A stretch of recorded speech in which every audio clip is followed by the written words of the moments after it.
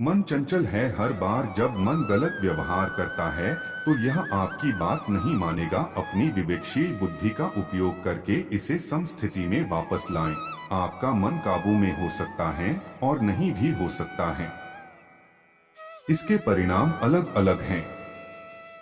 अगर आपका मन आपकी नहीं सुनता है तो कुछ समय बाद जब वह उल्टा सीधा काम करने के बाद शांत होगा तो आपको बड़ा दुख होगा। अगर आप अपने मन को अपने अनुसार चलाते हैं तो आप वही करेंगे जो आप करना चाहते हैं।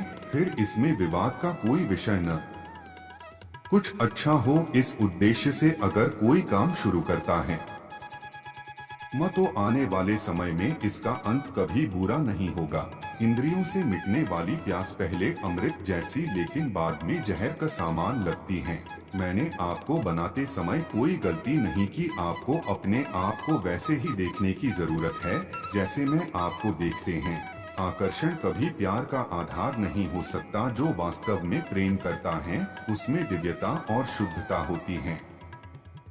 शांति, नम्रता, मौन, संयम और पवित्रता ये मन के अनुशासन हैं। सब कुछ मुझसे ही शुरू होता है। इनका मध्यस्थ मैं ही हूँ और अंत भी मैं ही हूँ। हमारी आत्मा आध्यात्मिक रूप से सो रही है। जिस प्रकार एक अलार्म घड़ी एक सोते हुए आदमी को जगा देती है, उसी तरह भगवान कृष्ण के सुविचार आध्यात्मिक वास्तविकता के प्रति जागृत करने में भूमिका निभाते हैं। अच्छाइयों की रक्षा के लिए, दुष्टों के विनाश के लिए, धर्म की दृढ़ता से स्थापना करने के लिए मैं युगों युगों से जन्म लेता आया हूँ और आगे भी इसी तरह लेता रहूंगा। जब जब इस धरती पर अधर्म और पाप की महिमा बढ़ जाती है तब तब भगवान अवतरित हुए हैं। रावण को पापों से मुक्त करने के लिए भगवान श्री राम को इस धरती पर आना पड़ा। प्रहलाद को हिरण्यकश्यप से बचाने के लिए भगवान को नरसिंह का अवतार लेना पड़ा था। ईश्वर एक हैं, उनके रूप अनेक हैं। भगवान अपने भक्तों के संरक्षण के लिए हर हालत में अवतरित होते हैं। आत्मा को प्रदूषित करने और नरक की तरफ बढ़ने के 3 दरवाजे हैं: वासना, क्रोध और लालच। आत्मा वह पवित्र स्थान है जहाँ भगवान का वास होता है। अगर इस आत्मा को वासना, क्रोध जैसे गंदे विचारों से भरते हो तो आत्मा रूपी मंदिर ईश्वर के आशीर्वाद से खाली हो जाता है। जहाँ ईश्वर का वास नहीं होता है वह नरक के समान ही तो है। मनुष्य अपने विश्वासों के परिणाम स्वरूप ही बनता है। जिस तरह से वह यकीन कर लेता है उसी तरह वह बन जाता है।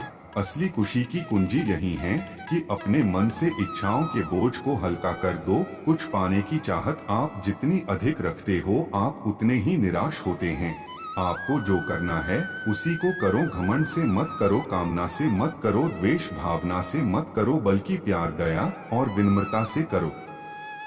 जिसने अपने मन पर विजय प्राप्त कर ली है उसके लिए मन सबसे अच्छा मित्र है। लेकिन जो ऐसा करने में असफल रहा है उसके लिए मन सबसे बड़ा शत्रु है। जो कुछ भी हुआ वह अच्छा था, जो हो रहा है वह अच्छा चल रहा है, जो होगा वह भी अच्छा ही होगा।